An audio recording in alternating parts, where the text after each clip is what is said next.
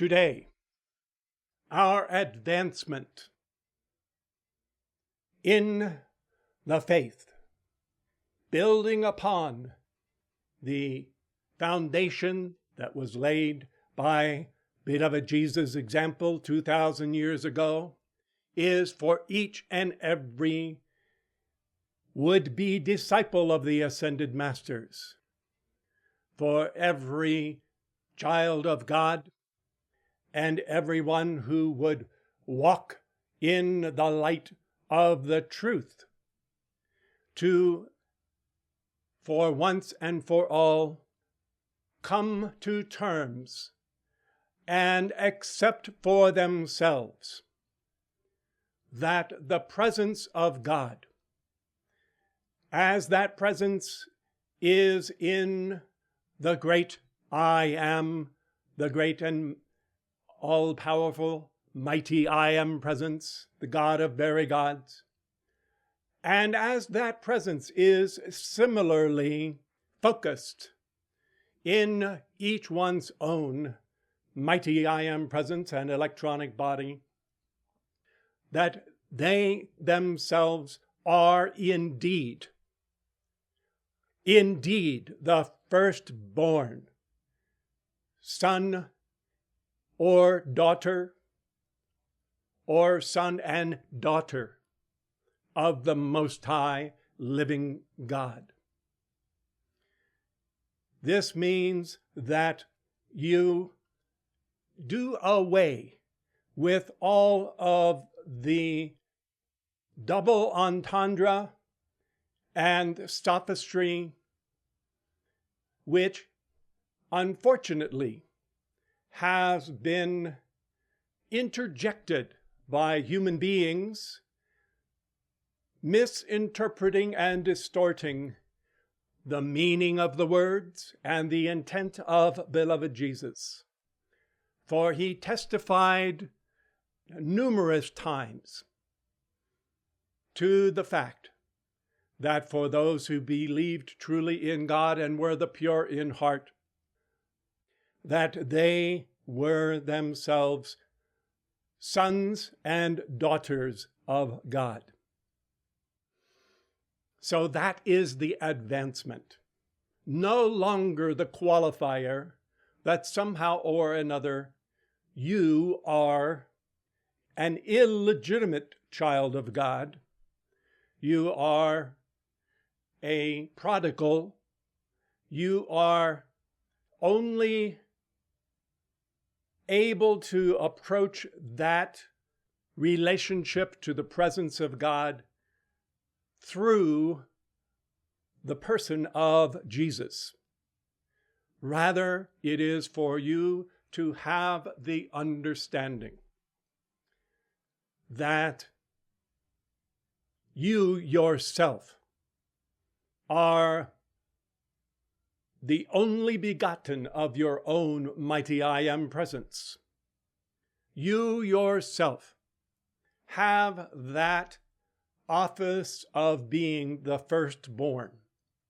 You yourself are destined to inherit all that is the kingdom of God. Oh, what a subtle insinuation has wound itself about this simple truth, to where Christianity giveth and taketh away. Saying the right words initially about being a child of God or a son or daughter of God, but no sooner having said that than snatching it back and insisting upon focusing mankind's attention on their illegitimacy and the fact that only through the person of beloved Jesus are they able to, in a secondary way, relate to the presence of God. Listen to how Jesus put this in just a few places.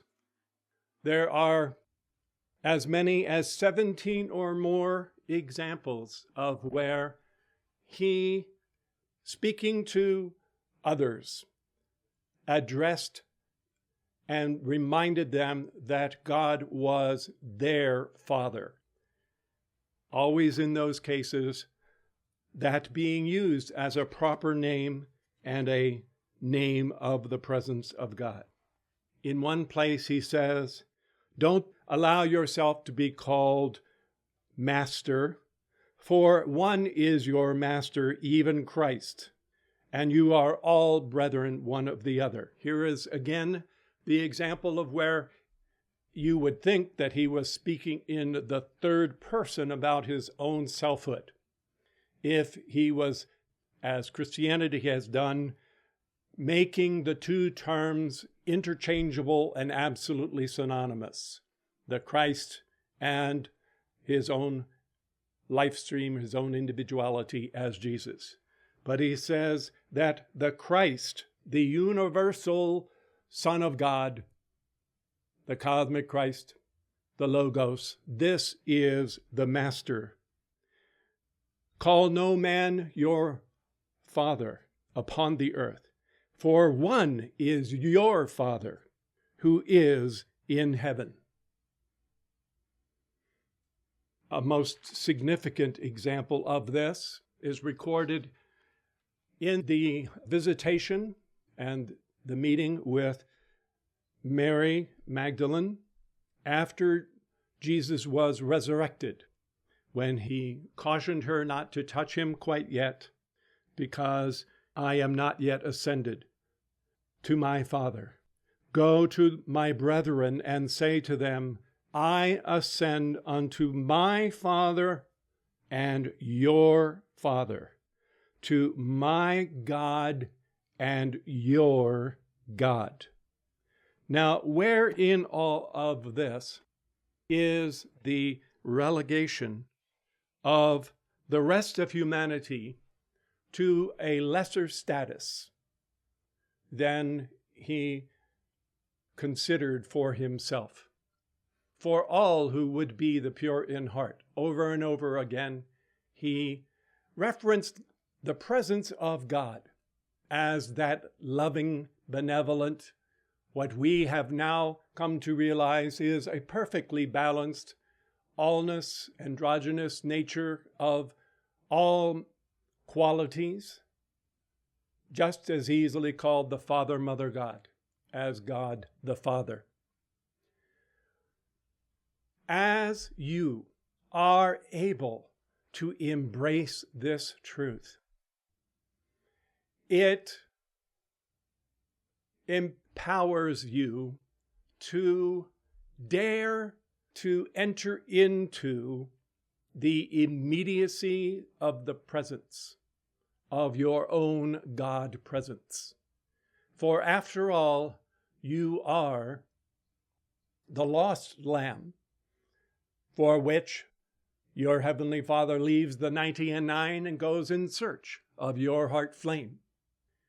And it is to impress upon all of mankind, but most especially those who have almost approached this lesson, impressed upon all that you have a more intimate and close association possible if you can see it, if you can accept it, and if you will wield the divine authority of interacting with that blessed presence in the ways that are available to you.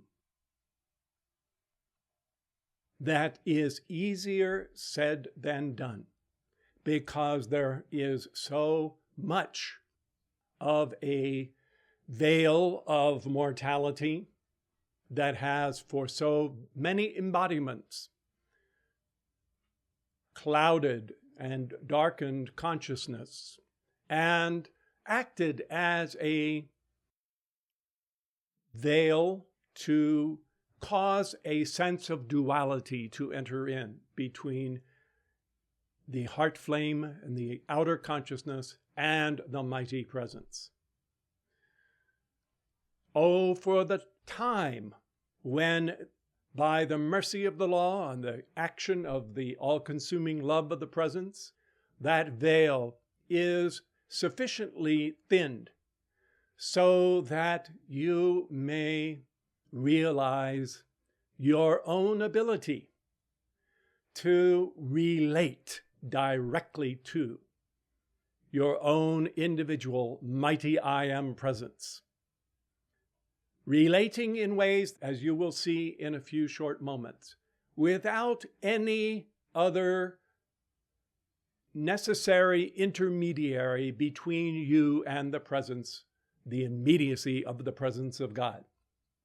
During the time when Moses brought the teachings on cosmic law as the impersonal and universal action of that cosmic law, it was the exclusive role of the high priest to enter within the Holy of Holies and there intercede with the presence of God that shone forth on the mercy seat betwixt the cherubim on behalf of all of the children of Israel. So they looked to that high priest to perform that role. Christianity transposed that function from the high priest to the priest of Melchizedek in the person of beloved Jesus. And again, in a sense, positioned his own individuality as that mediator or that intercessor, that they would speak to him and he in turn would speak to God the Father on their behalf. This is not a small thing to overcome. It's one thing to maybe be able to repeat the idea. It's another thing entirely to have your feelings engaged and to have your heart open so that you are able to leap into that nearness of the God presence. When these advancements were first brought forth by beloved Saint Germain, he sought to set forth a visual message that would communicate how directly the children of the light, the sons and daughters of God, could interact with their own individual mighty I Am presence.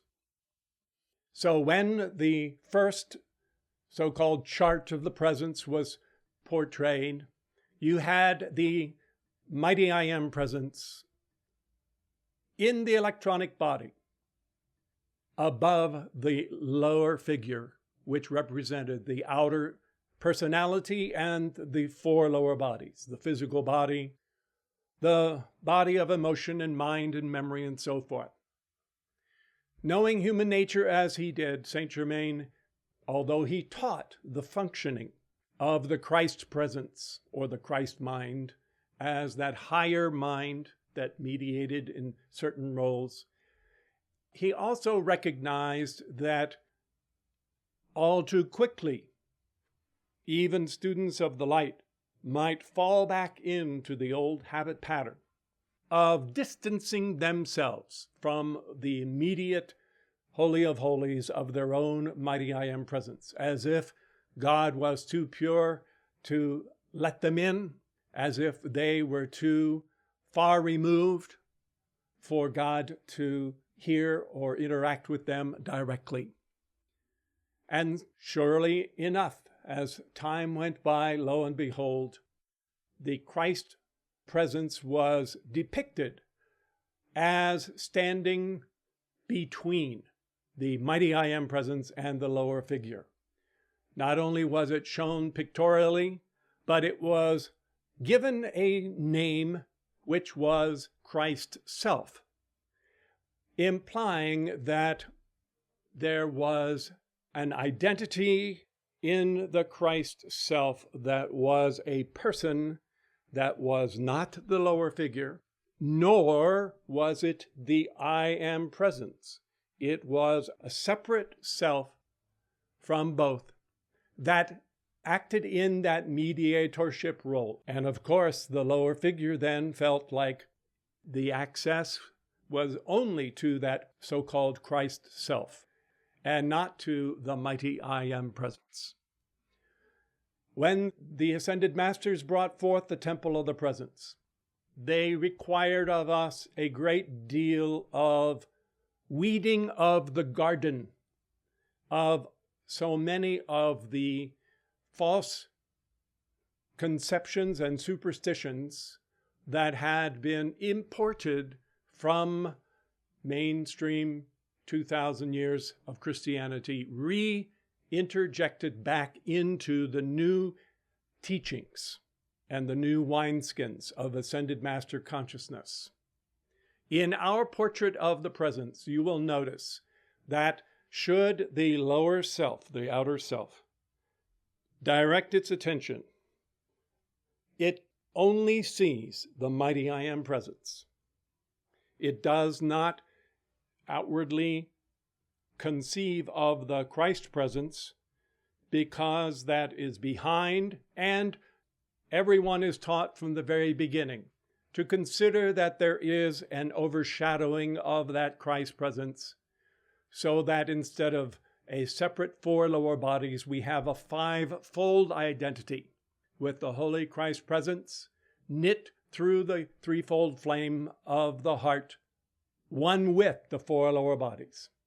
And the Christ, which truly is that wholeness of the identity that has gone forth into the worlds of creation to take dominion, is then able to speak through the heart of the four lower bodies. And this fivefold truth is then, as it should, relating to the individual mighty I am presence.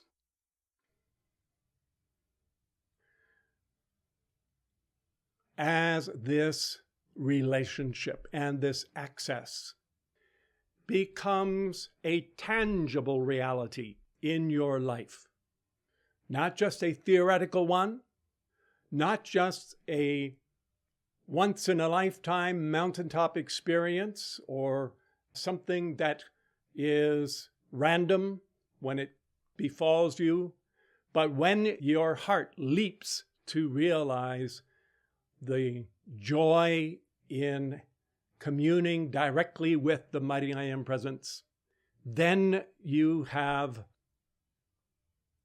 a whole new approach to life and a whole new attitude towards everything that is going on in creation. When Isaiah sought to begin to point the way to this truth that is portrayed in the portrait of the presence, he was inspired to give forth one of the proper names for God as Emmanuel. Some have said it simply means God is with us, but it is more correctly interpreted, as it was originally intended, God with us. In other words, God here, God immediately present, God as Counselor, Mighty God, Prince of Peace, Everlasting Father, all of those upon whose shoulders rests not only the government of the world, but upon whose shoulders, the broad shoulders of your own individual mighty I am presence, carrying the responsibility and the burden of light for producing the necessary changes and creations that presence has elected to do in your life. as a jumping off point or a launching point for this message, we draw forth once again the magnificent, dazzling consciousness that was already attained by the life stream of beloved Jesus when he was in embodiment as David, the archetype shepherd king of the children of Israel. I would like to share with you the song of jubilation, which David rehearsed near the very end of his earthly life. And you will see in it very much of the science that is in the teachings, the advanced teachings, the advancements of Christianity that have come forth as the teachings of the ascended masters, beloved Jesus included. As you hear and as you follow the visual imagery, listen as well for the open heart of his life stream and realize that in the whole of his many embodiments, as Joseph, the coat of many colors, as Joshua, the time of the Exodus, as David and as Elisha, all of these preceding his embodiment as Jesus, his heart was open. And he was in the immediacy of his own beloved mighty I Am presence, whom he knew to be an expression of the Godhead. Here is how David rehearsed his interaction with his mighty I Am presence. And David spoke unto the Lord the I Am, the words of this song, in the day that the Lord had delivered him out of the hand of all of his enemies, and said and declared, the I Am that I am is my rock, my fortress and my deliverer, the God of my rock. In him will I trust. God is my shield, the horn of my salvation. God is my high tower, my refuge, my Savior, who saves me from all violence. Therefore will I call unto the I Am, who is worthy to be praised, and thus shall I be delivered from all mine oppressors. In my distress I called upon the I Am, and cried unto my Lord, my God, and he did hear my voice out of his temple, and my cry entered into his ears. Then did the earth shake and tremble. Then did the foundations of the heavens move and shake, because God was wroth. And lo, there went up smoke out of his nostrils, fire out of his mouth, and coals were kindled thereby. God bowed the heavens and descended. He rode upon the cherub and did fly, and was seen upon the wings of the wind. He made pavilions out of darkness, dark waters, and thick clouds from the skies. Through the brightness before him were coals of fire kindled. Thus did the Lord thunder from heaven. Thus did the Most High utter his voice. He sent forth arrows and scattered them. He sent forth lightnings and routed them. And the channels of the depths of the sea appeared. The foundations of the world were exposed at the rebuke of the Lord and the blast of the breath of his nostrils. Lo, he sent from above. Lo, he took me and drew me out of many waters, and delivered me from the strong arm of the enemy and those who hated me. It goes on in that theme. Finally, he concludes with these statements. These are the final words of David, son of Jesse, the man who was raised up on high, anointed of the God of Jacob, and who was the sweet psalmist of Israel, who said, "The Spirit of the Lord spoke by me. His word is in my tongue. The God of Israel hath said, the Rock of Israel has spoken to me. He who ruleth over men must be just, ruling in the reverence for the law of God. And then he shall be the light of the morning, when the sun rises, even a morning without clouds, even as the tender grass that springs up out of the earth by clear shining after rain. Though my house is not with God, yet God hath made me an everlasting covenant, ordered in all things and certain.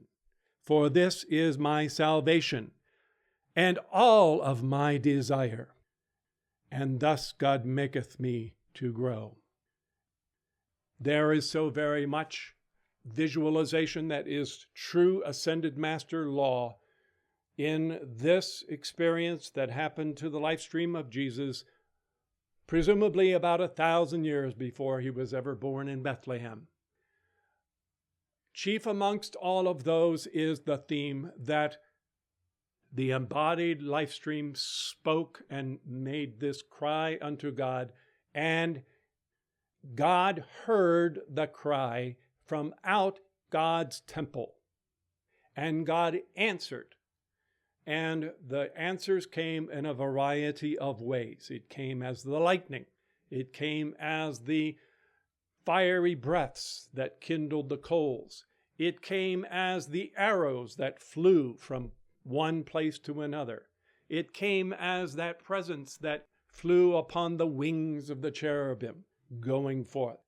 It came as the high tower. All of these things, and there is even a place where it describes how the forces arrayed against him were annihilated. They were completely done away with in their entirety. All of this is really the absolute correlation to ascended master teaching. One of the references and descriptors, and even in some places a proper name that is recorded here for the presence of God, is that God is the rock with a capital R. Jacob, in blessing Joseph, had said, "From thence is the shepherd, the stone of Israel," stone capitalized. That is this rock.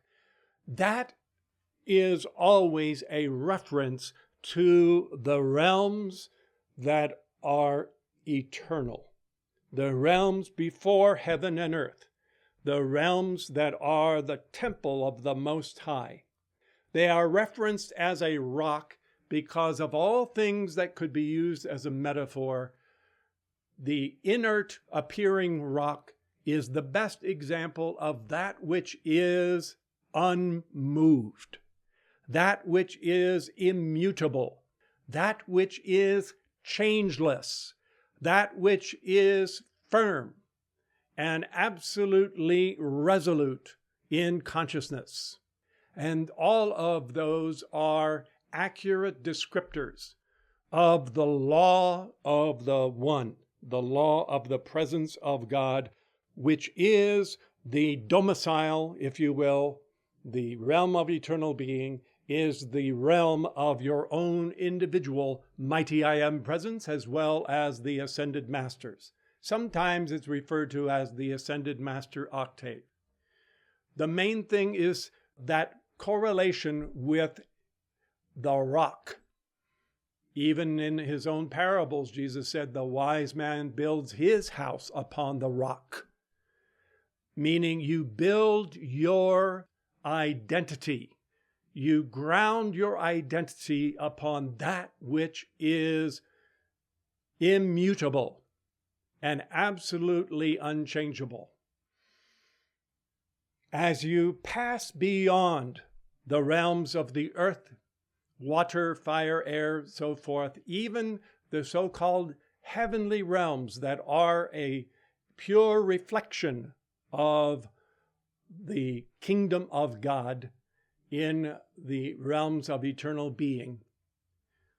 When you pass beyond those, you enter a realm where you absolutely feel that you are in a citadel or a high tower that is impregnable.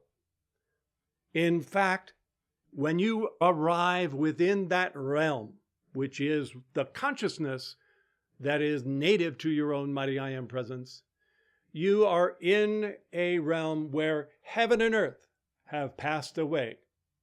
And when David says that the deep is opened, when God rebukes the waters, when God rebukes the earth, that is the omnipotence of the consciousness of the Creator, that is the I Am presence, that has the supreme authority over all that is created by that Creator. That is the consciousness that never will descend from that level of that absolute perfection. This, brothers and sisters in Christ, is available to each and every one of you in a more direct, more intimate, personal, and unique access than you have ever before dared hope. In that, God individualized is the actual identity of the presence, the mighty I Am presence, that is the root and source and outpouring of your own identity. And you have tools accessible to you as you come into the teachings of the Ascended Masters, tools of tremendous power when you will learn how to utilize them.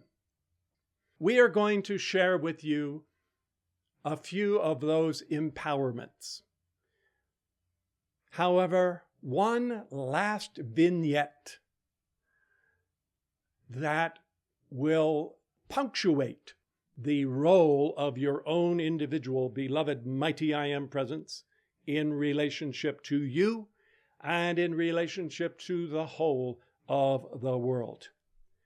We were rehearsing the Psalm of David, delivered presumably about 900 or 1000 BC.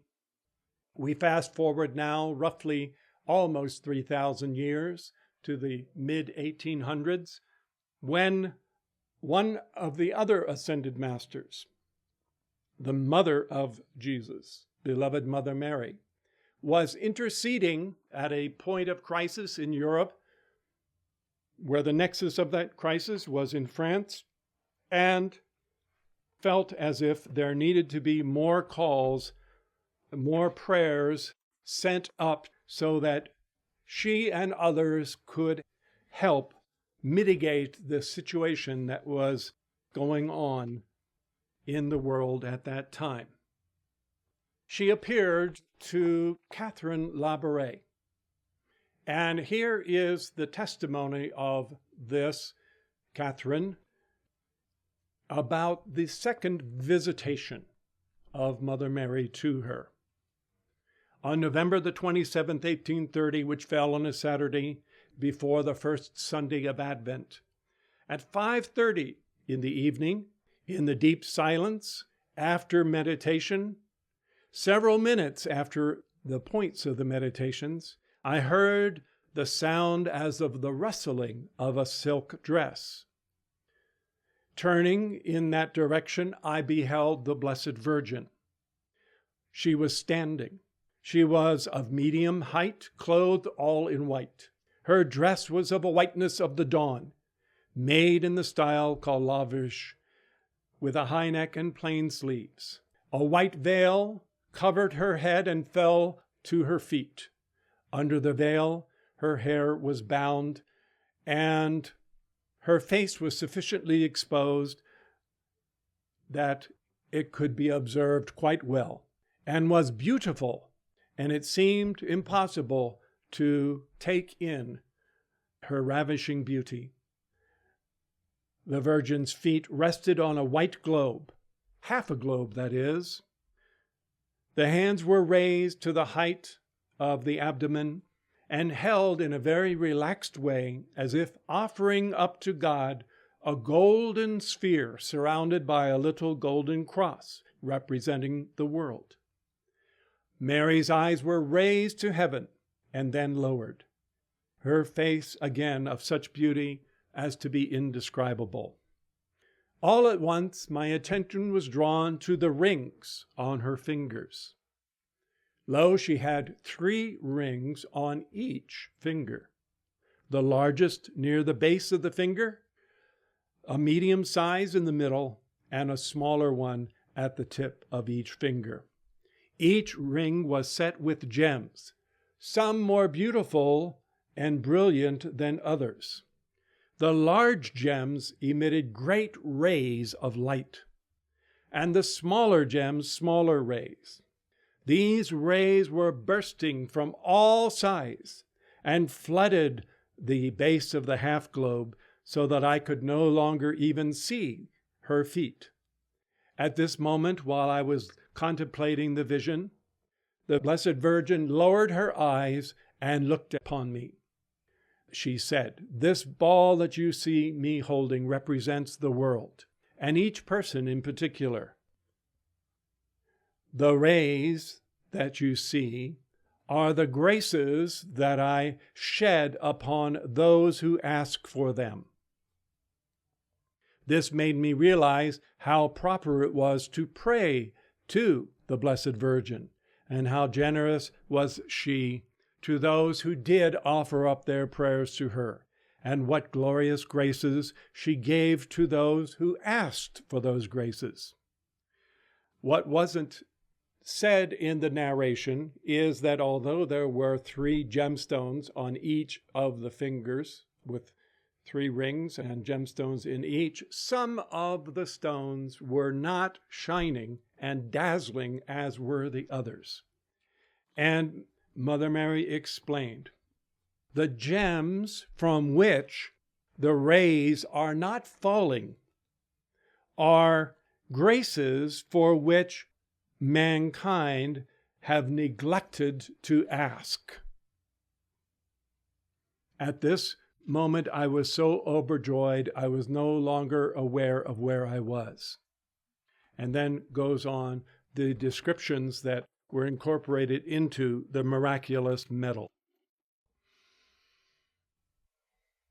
If you can consider that any ascended master, whether it is Jesus or Mother Mary, one of the archangels, the Chohans of the rays, that any of them is, as Saint Germain has said, but an advanced expression of the greater totality of the oneness of the being that is the truth of who you are, then you can understand that this is likewise the exalted nature of your own individual mighty I Am presence. And the temple that your mighty I Am presence utilizes, referred to as the electronic body.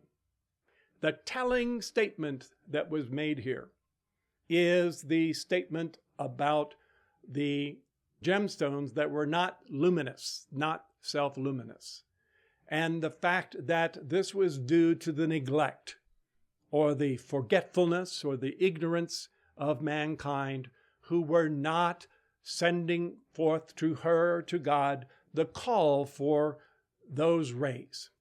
Now, the object lesson there is not only to make the calls, but to realize that there are more specific actions of the light that can be elicited by visualization and invocation that will send forth the light in more powerful and complete ways when the invocations are made. By now, I'm sure that you might all realize that there are masters who have been long ascended from the East, as well as the ascended masters that we know as the saints of the Church here in the West, either from the Old or the New Testament. One of those is a great cosmic being that is revered throughout India and other places, who is known as Krishna. Lord Krishna has addressed the body of torchbearers a number of times. And whenever Krishna elects to enter into the action with the mankind of Earth, he comes with a planetary, vast momentum of intensity of the light that truly does engage with the outer world in a most powerful way. And on one occasion, as we sometimes do, we will have our own little simultaneous side conversations that are going on while the formal address of the Master is being delivered. And on one occasion, I queried Lord Krishna about how it came to be that he always seemed to come in such overwhelming power, penetrating power. It would be as if the atmosphere itself would flee from his presence. It was so powerful. And the rivers would stand still. There was such immensity of power. And he explained quite simply that it was not really that he was so very much more powerful than all of the other ascended masters, really. Although certainly there are degrees of attainment, no question about it, in the hierarchy of the light.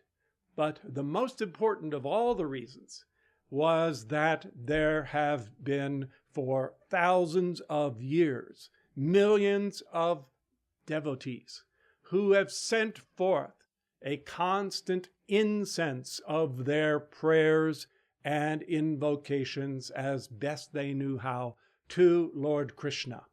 And he explained that as a result of that long-standing momentum, he literally had more prayer force, more light to work with that gave him the authority to release more of his own power into the world because of the momentum of that prayer force. What this means applies to your relationship to your mighty I Am presence. As you use the power of your throat chakra to deliver the conscious cosmic Christ command and send forth those ribbons of liquid light and send forth what really is billowing clouds of perfumed essence, more rich in color and rich in aroma and fragrance than frankincense or myrrh. As you send those things forth, just as David rehearsed, your voice is heard. Your voice is heard by your own mighty I Am presence. And from out that body temple of the electronic body, your own mighty I Am presence instantaneously answers your every call. Instantaneously and 100% answers your every call.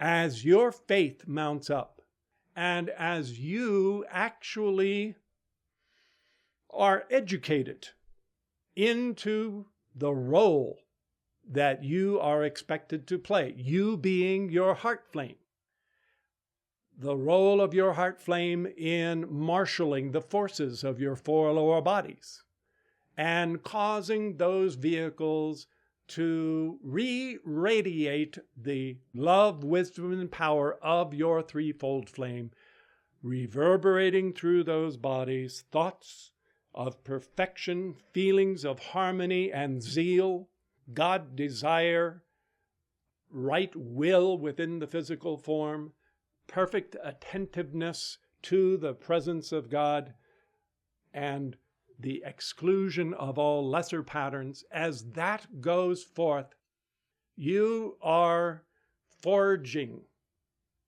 tremendous lineaments of light, as if you were weaving a cable between your heart and your mighty I Am presence, and opening the heavens so that just as Mary appeared to Catherine of Labouré, just as Jesus was able to invoke the light of his mighty I Am presence, David the same, and others down through the ages have done so, so too you will be able to reverberate your mighty I Am presence as the tree of life and cause that presence to send forth the light from the realm of the great central sun.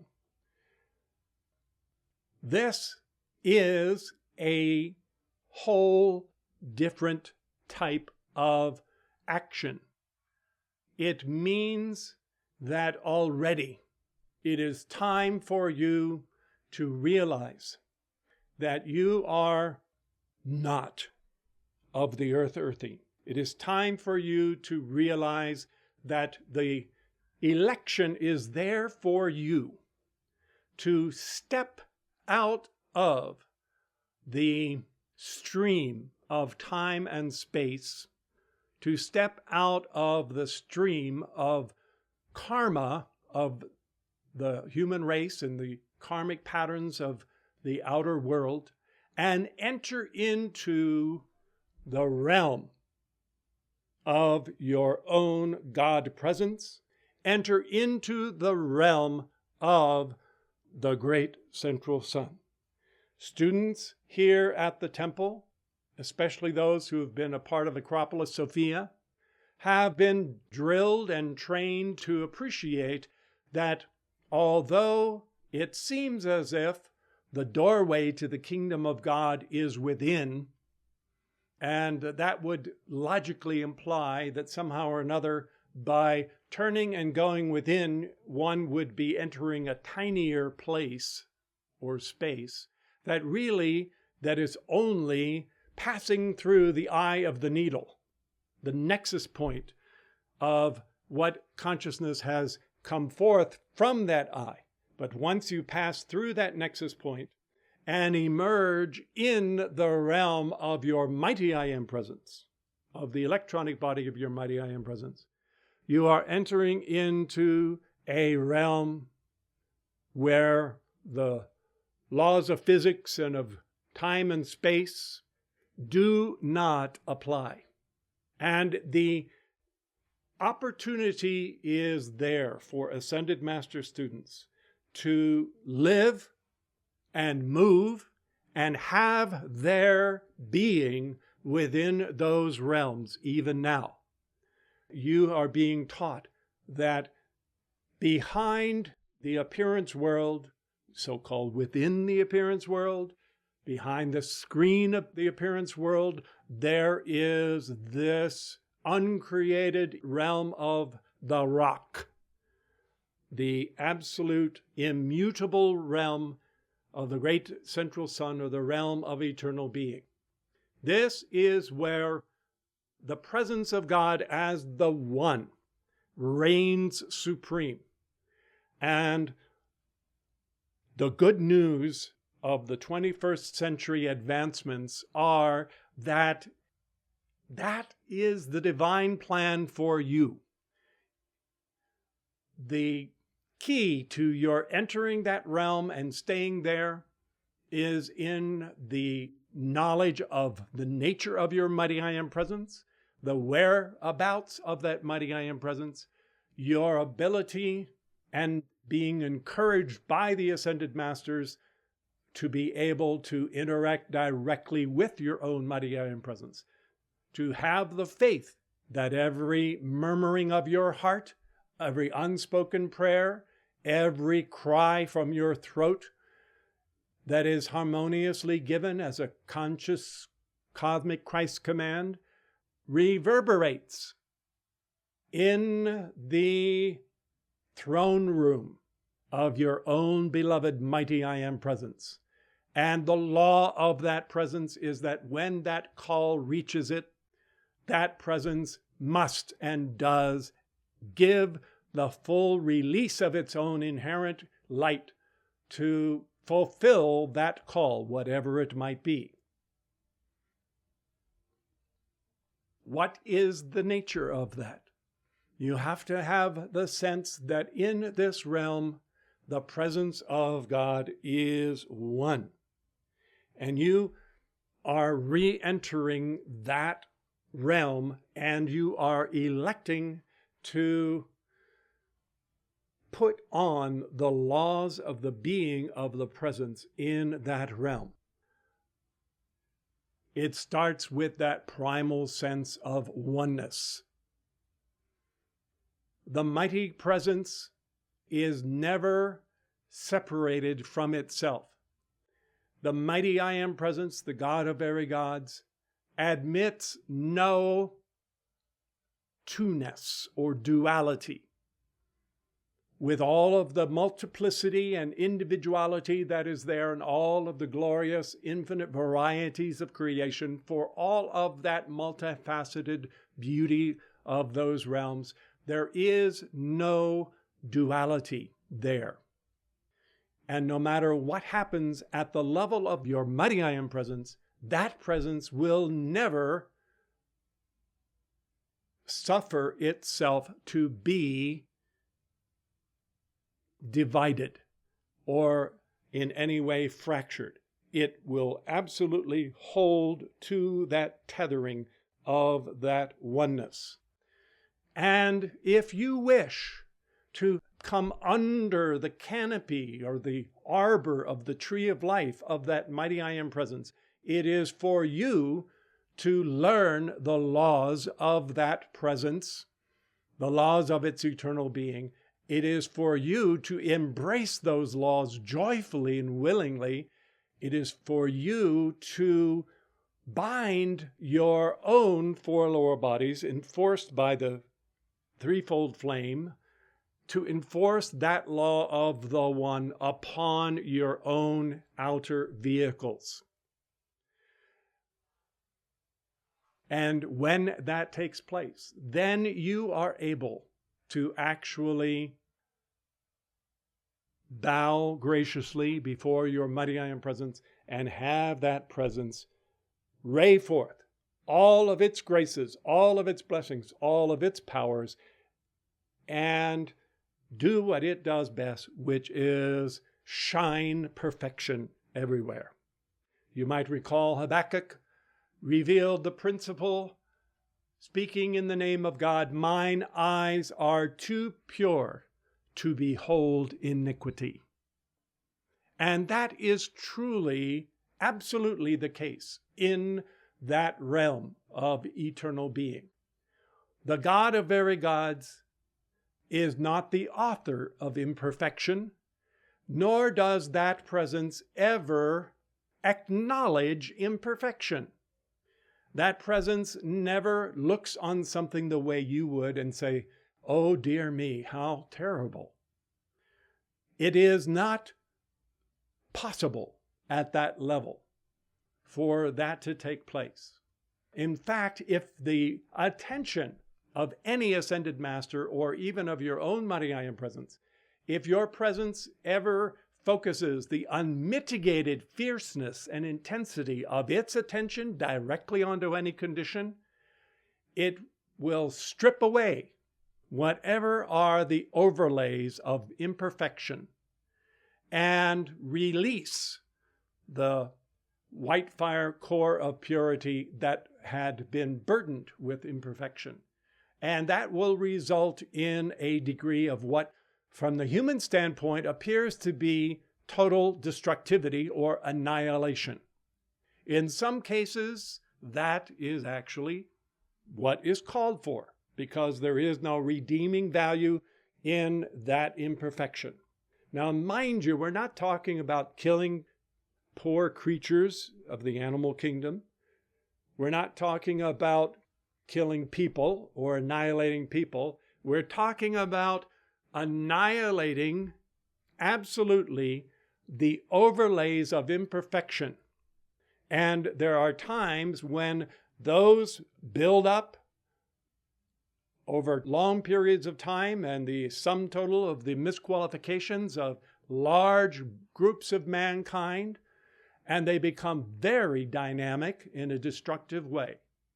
And it requires a greater magnitude of divine dynamism and power to deny them the appearance that they are, to tell them they have no power, and to send forth a light that is a perfect annihilation of the discord, that liberates that energy that's been bound in that discord and returns it back to a state of pristine and original purity as it was.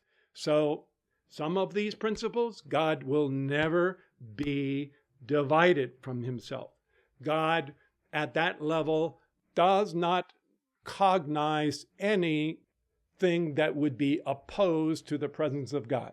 All is an aspect of the one many that is enveloped in this wholeness of the one. So there is no opposition, there is no so-called duality, there is no imperfection, there is no way in which there is an annulling or a canceling out of this reality of the presence of God.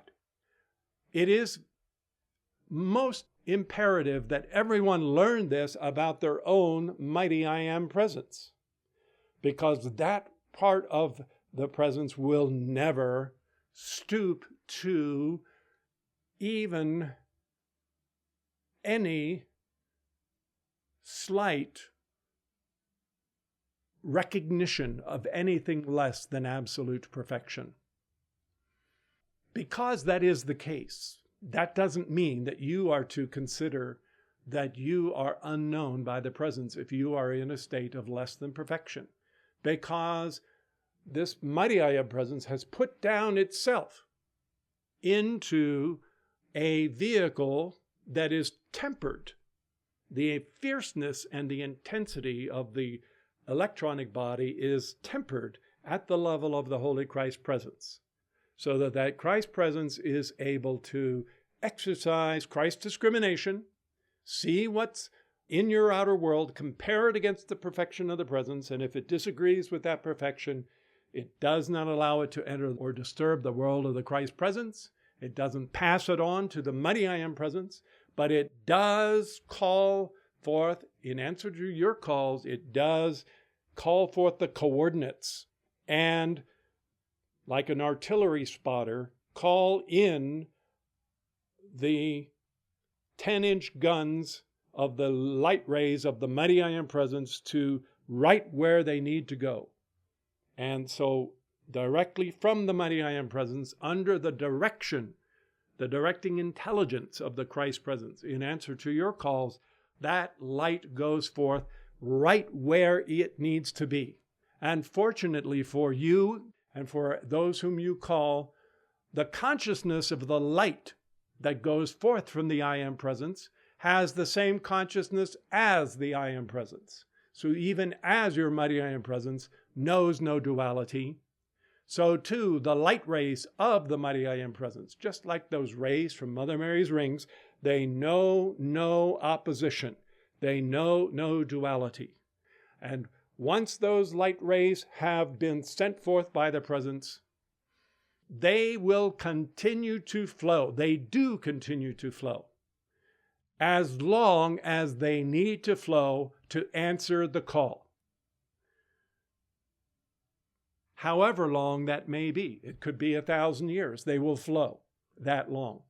If you don't want to wait 1,000 years, call again and again. And the more often you call, the more additional light will be focused through those light rays. The problem is never with the mighty I Am presence or its ability to release the light. The problem is with the fragile nature of the four lower bodies and the unaccelerated nature of the spiritual centers.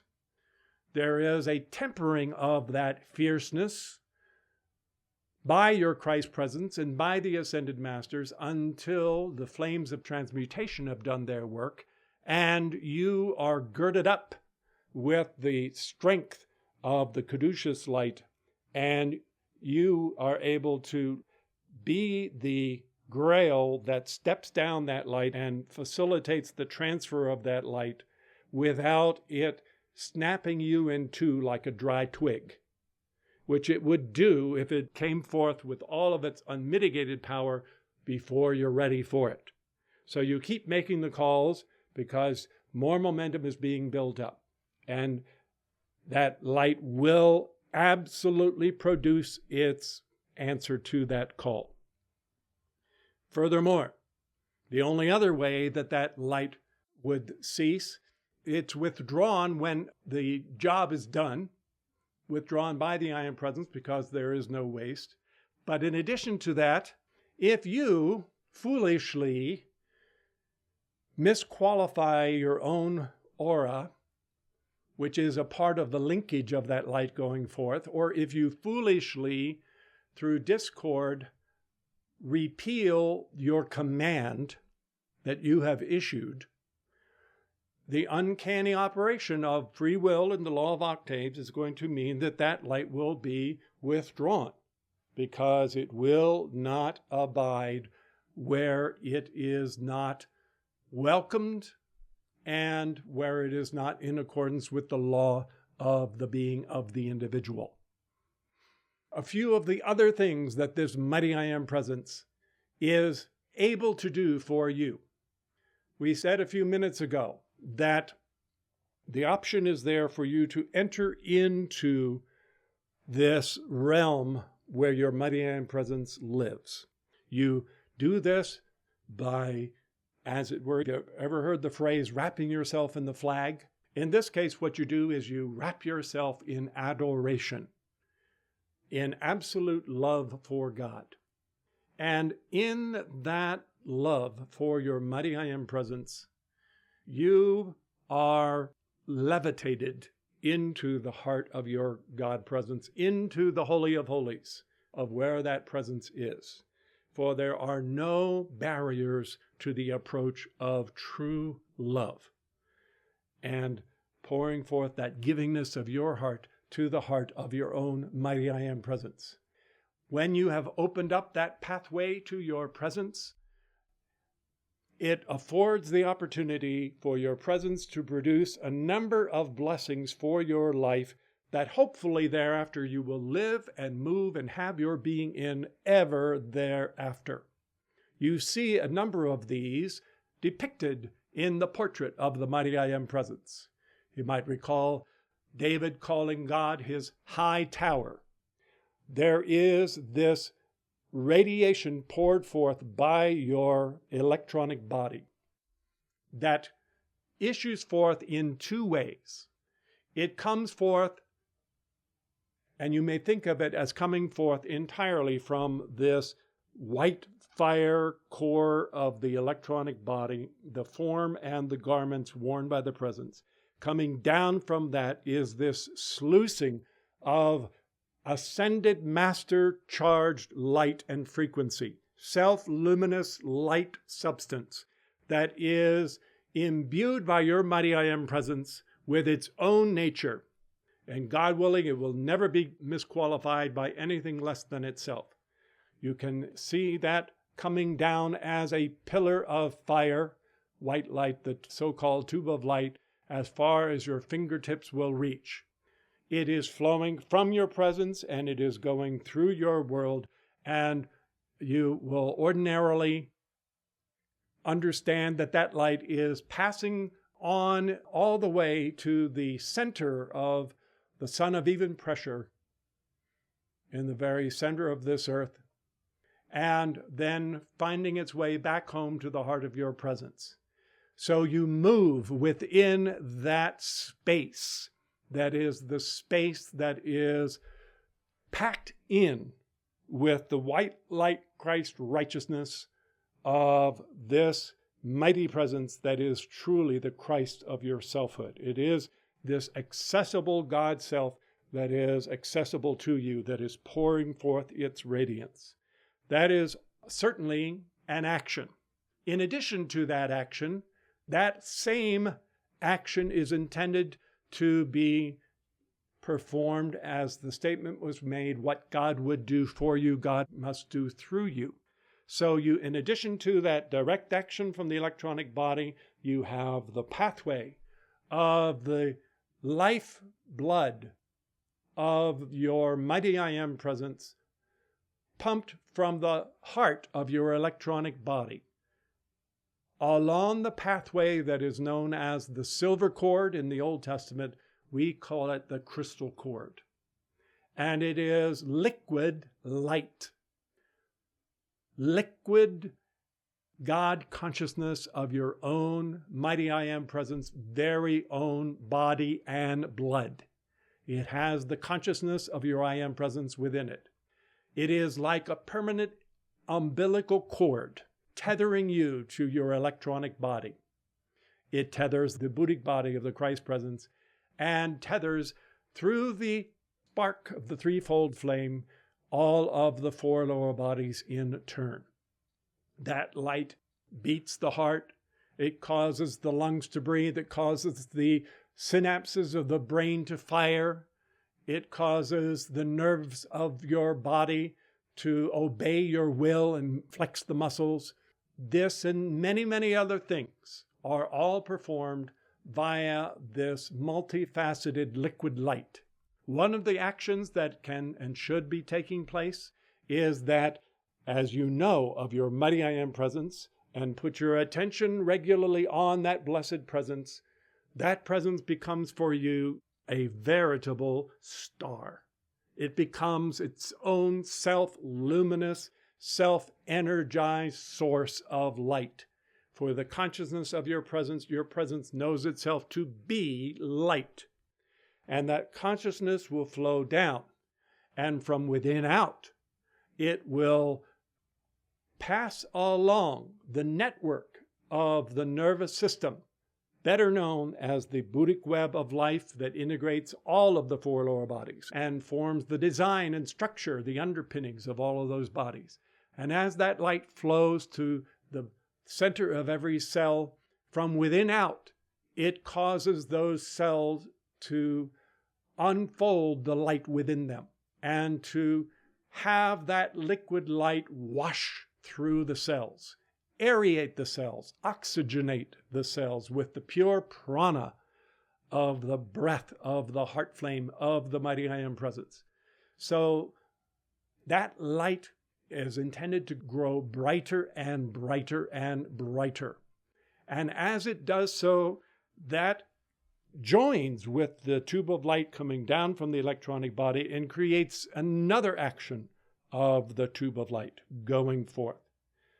So this is so well filling space that there is not room for anything else, which means that your own karma is displaced and the world's consciousness can find no chink in your armor through which it might drive in upon your world. Of course, you'll notice as well that from the heart, head, and hands of the I Am presence, there flows forth the glorious, all-consuming love of God, violet in color.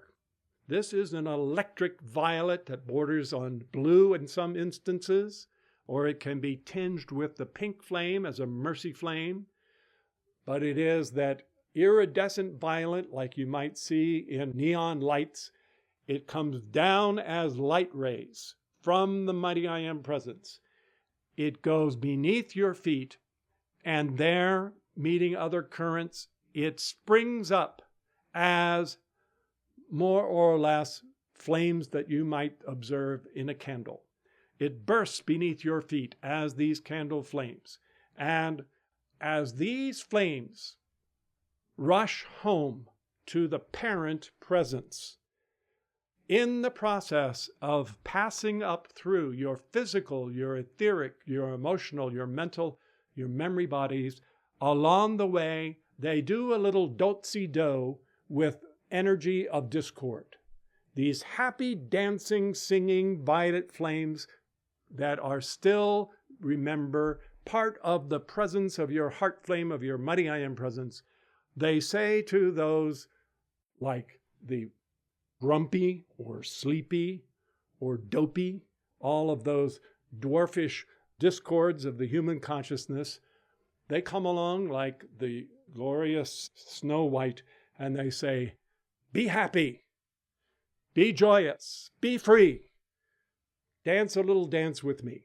And so that violet singing flame catches up all of those doldrums, ennuis, all of those depressions and fears and doubts and oppressive states that mankind barely dream are there as states of consciousness from this and other embodiments. And the violet flame melts that, forgives it, dissolves it away, bathes it in the all-consuming love of God. And in this way, lo and behold, not just mere forgiveness, but actual transmuting from base elements into pure gold takes place. And the violet flame goes on back and carries that purified substance of what had been negative karma, and on its way to the heart of the electronic body, puts it safely within the appropriate place within the causal body, where it is there available for use once again.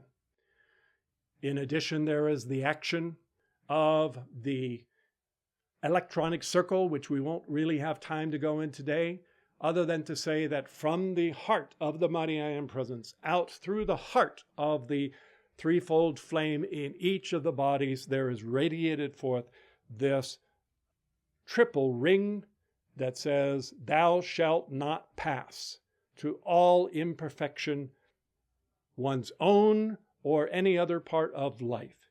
It is known as the wall or rope of angels because it is composed of flames of the most fierce light that, like fingers of light, probe out from the personal space of the individual, keeping at bay anything less than perfection in the outer world, and another complementary wall of angels are facing inward, and they are catching up as quickly as it comes to the surface, every bit of misqualification, so that it too is drawn up in the ascension.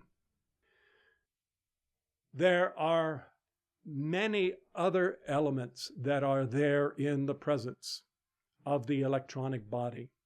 One thing that has been stressed in this Ascended Master activity is that just as the Christ presence is a vehicle, so too the causal body is an expression of the mighty I Am presence that has been sent forth into the realms of coming to be, the highest of those realms, a realm untouched by imperfection, known in the East as the nirvanic realm. It is the realm of the music of the spheres. But you should also have the sense. That is the sense of your own individual mighty I Am presence. That your mighty I Am presence is an individualization of the God of very gods, the great I Am. And that great I Am is author of and sustainer of and authority over this realm of eternity, this realm that is the rock, the realm of eternal being. And indeed, the ray of the I Am Presence descends down into that realm. And that presence is the authority over all of that realm. That is the realm of being, of eternal existence. It is the realm of life, eternal life. It is the realm of mind, of the universal thoughts of God, of all shapes and sizes, all of which are patterns of perfection. Every mighty I Am Presence is the Lord of all of that. And all of that belongs to every mighty I Am Presence. So you should consider that really and truly all that the great central sun is as it were a supracausal body to the I Am Presence. And whereas you have the 7 rainbow rays and the 5 secret rays in the nirvanic world, here you have crystal on crystal. Here you have white on white, if you could possibly imagine such a thing. You have exhaustless depths of the limitless, fathomless mind and heart of God that is always, constantly effervescing within itself all of the patterns of perfection. And you can consider that that is under the God control of the mighty I Am Presence. And whatever it is that you call forth is able to come forth out of that mighty I Am Presence if what you're calling forth is good. There's a lot more to that science than you could possibly imagine. But suffice it to say that when you called for something in this world, there are patterns of perfection, counterparts of what you need, that are there in the heart and mind of God. And when those rays go forth in answer to the call, within those rays, there is a chord, a compound chord, a melody, or a symphony, all within those rays that has everything that is needed. It has the directing intelligence. It has the power. It has the design. It has the vitality, the breath of prana within those rays to impregnate virgin matter, to penetrate space in whichever of the realms where those rays need to go, and to sustain that momentum and hold that tone or chord or symphony or melody and rhythm of that along that ray, to hold it constant with the authority of the presence until it bursts forth with the perfection that is to come forth. Now we come back full circle to one final thing. Again, another advancement in Christianity. There is a point where Jesus is trying to teach the disciples the law of the one to the presence, where he's trying to explain how God is God and God cannot change but to be God. And because God is what God is and does not change, it means that impersonally and universally there is this outpouring that comes forth from the presence. And as Jesus put it, the presence of God makes his sun to shine on the just and the unjust without making distinction, because it is the job of suns to shine. It is the job of God to God, and that is to bless everything unconditionally. God causes the rain to fall upon the just or the unjust. When he talks about turning the other cheek, or going the extra mile, or giving coat and cloak, these are all examples of operating within the rock within this realm of the changeless, immutable, absolute nature of your own mighty I Am presence and all that is there within the great central sun.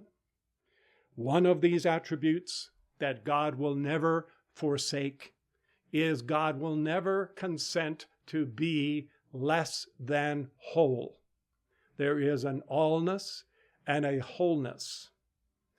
To you, it might seem to be inscrutable how the one can be many and have such a variety of multiplicity that appear to be separate and apart from each other, but they're really never not. So there is in the presence of God an immutable wholeness. Wholeness means that it is complete, and it is never partial or incomplete. You go from the word wholeness to the word completeness, and the third synonym for those two words is the word that is perfect. Perfection is completion. Perfection and completion are wholeness and totality. Those are attributes of the presence that are never surrendered by the presence, that are intended to be wielded by you, invoked by you, and understood that they are forever produced by your presence. So when Jesus, at the end of that story about suns and rain and cloaks and things of that nature and turning the other cheek, the final conclusion of all of that, be ye perfect, even as your Father is perfect.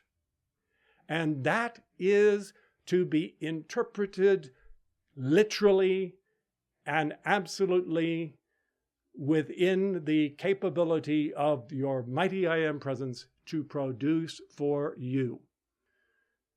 If you ever get a taste of perfection, you'll be ruined for the things of this world ever thereafter. If you ever have a whiff of the fragrances, the perfumes, the incenses that waft through the realms of the great central sun, the exquisite richness of color and subtleties and light and so forth, and the luxuriant melodies that resound therein, all of which are within that circumference of perfection, then you will be happy to let your mighty I Am presence be what presences are constituted to be. Their constitution, their nature is perfection. And if you will allow the daily work of the violet flame to go on, your hearts will leap in joy because you will realize that it is the will of your presence, the action of your presence, the attention of your presence, unbeknownst to you all along while you've been down here, going round and round in circles, going nowhere. This presence of yours has been holding fast to perfection. And it is the capacity of your mighty I Am presence to be a searchlight of absolute perfection in your life, a beacon of perfection, a lighthouse beacon of perfection that is forever from the level of the electronic body, shining, radiating, self-luminous perfection out into every nook and cranny of your personal equation. All the complications, all the hidden pockets, all the things that are under rocks or behind closed doors or under rugs, all of the rents in garments, all of the snarls of karmic entanglements with other people, all of the coarseness of this outer world, all of that has no power when the outpouring of the electronic body comes forth.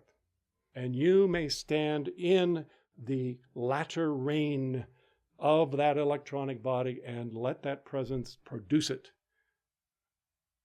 And have the sense that you have turned a cycle in your evolution, if you wish to call it that, the history of your many incarnations, where you have covenanted anew with your own mighty I Am presence to have that presence be and produce perfection in every aspect of your life. And having once sworn that oath with your presence, taken that vow, covenanted with your presence in that way, that your presence is going to radiate it forth, and the pressure of that is going to go forth inexorably by the law that is the law of the being of your presence, and produce that perfection in every aspect of your life and everyone else's life as well. There is a decree about this action that is I don't want to call it a war cry, but it is a cry.